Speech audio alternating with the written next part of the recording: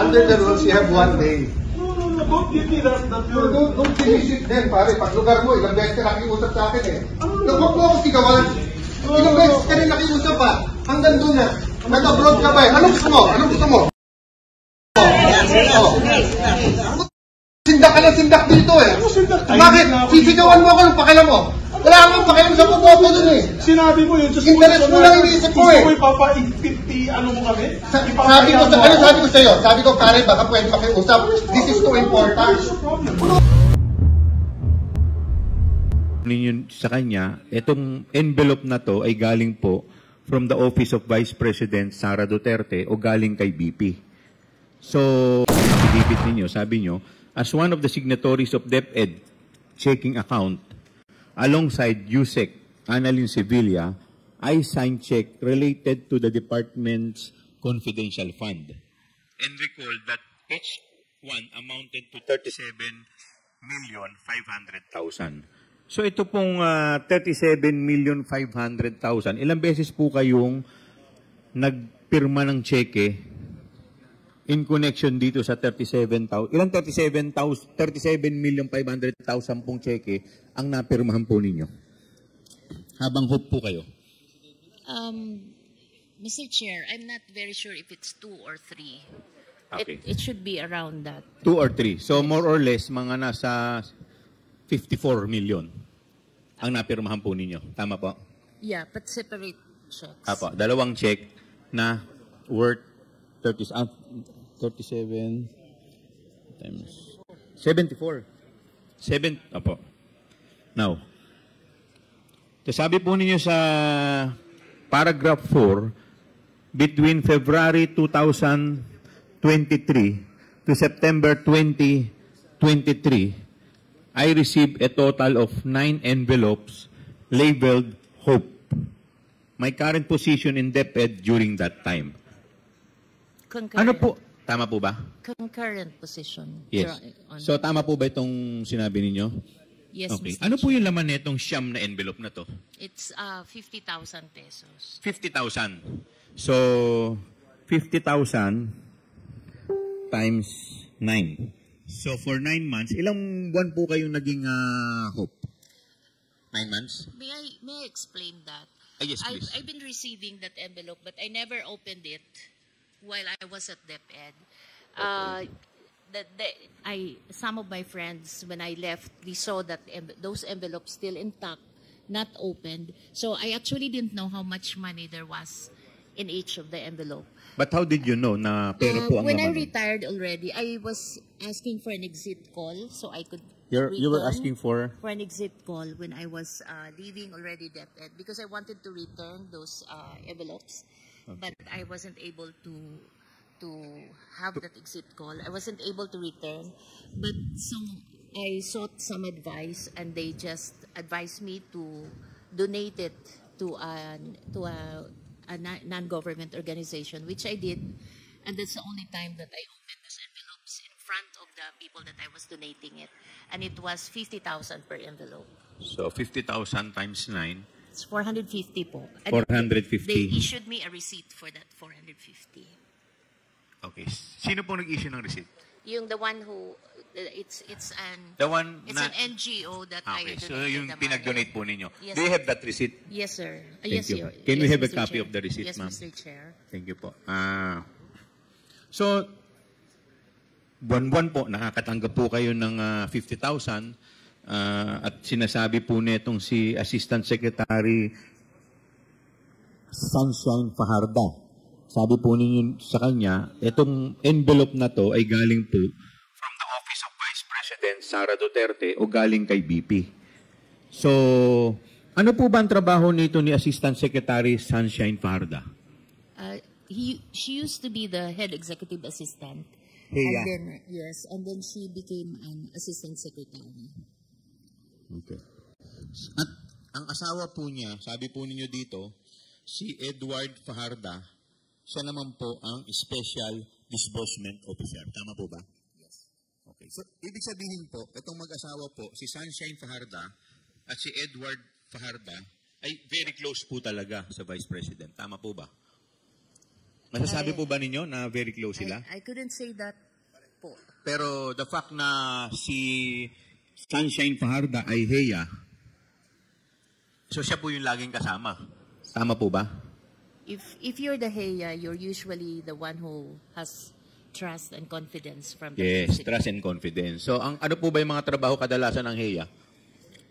It's really doing the... Parang chief of staff din po yan tama po ba? So, pag dumating na si Heya at may sinabi pong instruction sa inyo, parang ang kausap na rin po ninyo yung boss. Tama po ba? Yes, So, Mr. okay. Chair. So, ito po bang... so, tuwing nagpupunta po siya sa inyo, sabi ninyo, 9 months. Sunod-sunod, nagbibigay po siya ng envelope na may laman pong 50,000. Tuwing nagpupunta po siya sa inyo, sinasabi po niya, galing kay VP. Tama po ba?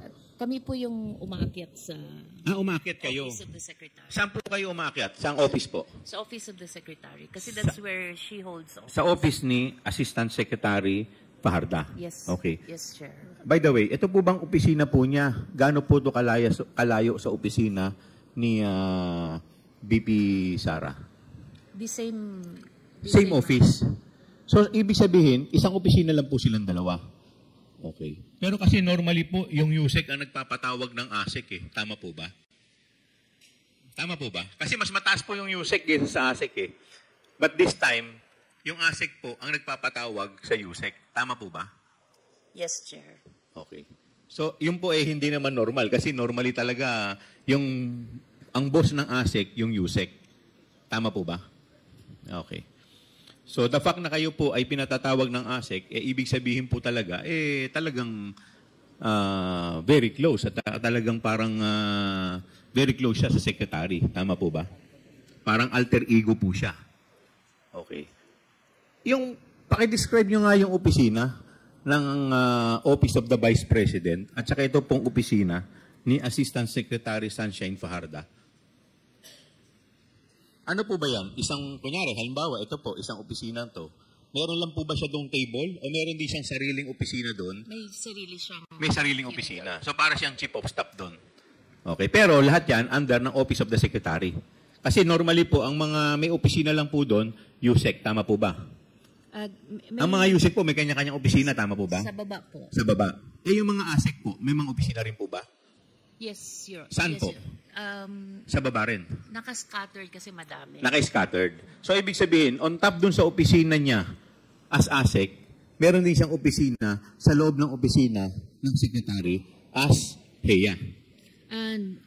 No po, Chair. Wala. Yun lang yung office niya. Ayun lang ang office niya. So, ibig sabihin Kasama talaga... din niya yung USEC, yung Chief of Staff.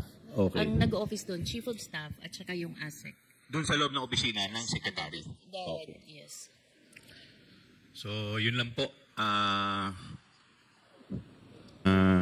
Sa inyong affidavit. Ito po ba yung affidavit na binabanggit po ninyo, na pirmado po ninyo? Dated 25th of September 2024? Yes, Mr. Chair. Okay. Ito po yung pirma ninyo na nakalagay po sa taas ng Gloria Humamil Mercado. Pirma po ba ninyo ito? Yes, Mr. Chair. Okay. So, alam naman po ninyo. At ito po ay under oath. Yes, So, ibig Mr. sabihin po nito, at kanina rin po, kayo po ay nag-take ng oath. So, lahat po ng sasabihin ninyo po dito ay dapat pawang katotohanan lamang. Tama po ba? Yes, Mr. Chair. Okay. Kanina po binanggit po ninyo dito na kayo po ay... by the way, ano po yung inyong educational background? Pwede po ba malaman namin? I have a bachelor's in economics and a master's in National Security Administration. National Security And a PhD po in Chinese Studies. And PhD? In Chinese Studies. Chinese Studies, okay. Sabi po ninyo dito kanina, sa inyong number 2 affidavit, I was appointed as DepEd Undersecretary by President Ferdinand Romualdez as recommended by Vice President Sara Zimmerman Duterte in 2022. Bakit po paano po ninyo nakilala si VP Sara? At bakit kayo po ang napili niya na i-recommenda bilang Undersecretary ng DepEd? Thank you, sir. Thank you, Chair. We actually went through a selection process. There was an advertisement by the CES board that the Department of Education is going to recruit undersecretaries, assistant secretaries. So we saw that ad.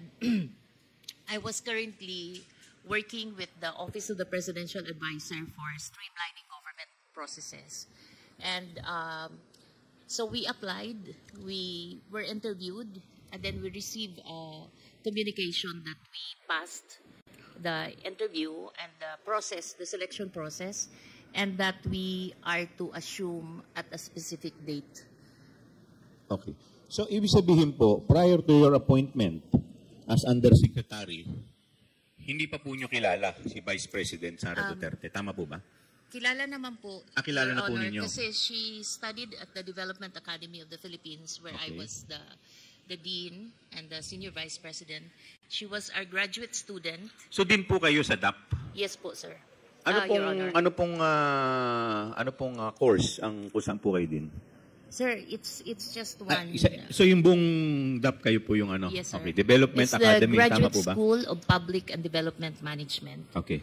So, dito po ninyo nakilala si VP Sara? Yes po. Yes, Your Honor. And Okay. I was actually her advisor of her thesis for her master's degree. Okay.